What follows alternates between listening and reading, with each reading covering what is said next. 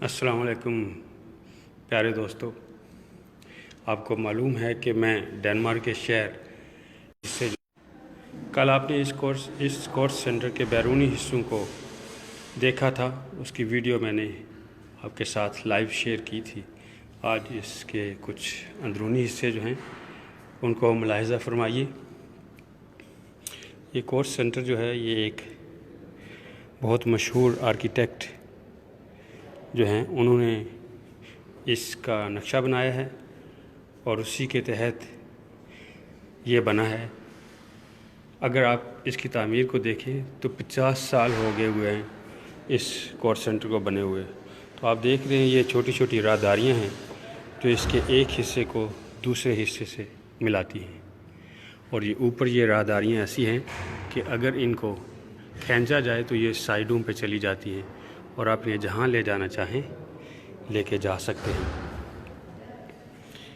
یہ مختلف کمرے ہیں سائیڈوں پر جن میں کلاسز ہوتی ہیں، گروپ ورک ہوتا ہے، میٹنگز ہوتی ہیں۔ دیکھیے یہ ایک چھوٹا سا کمرہ ہے جس میں جب گروپوں میں بانٹا جاتا ہے لوگوں کو تو وہ کام کرتے ہیں بیٹھ کے۔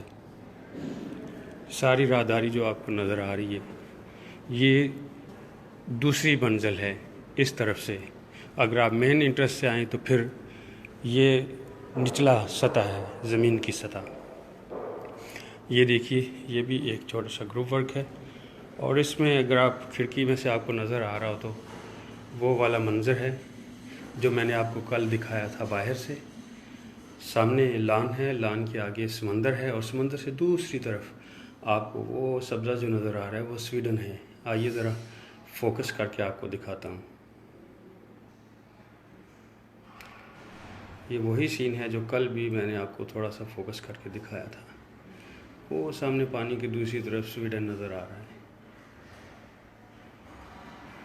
اور چلتے چلتے آپ کو یہ بھی بتا دوں کہ یہ جو ہلسنگر ڈنمارک کا اور ہلسنگپو سویڈن کا شہر ہے، ان کے سامنے آ کے سمندر جو ہے وہ بالکل تنگ ہو جاتا ہے۔ اور پرانے زمانے میں جو ڈنمارک کا بادشاہ تھا اس وقت سویڈن بھی ڈنمارک کے کنٹرول میں ہی تھا۔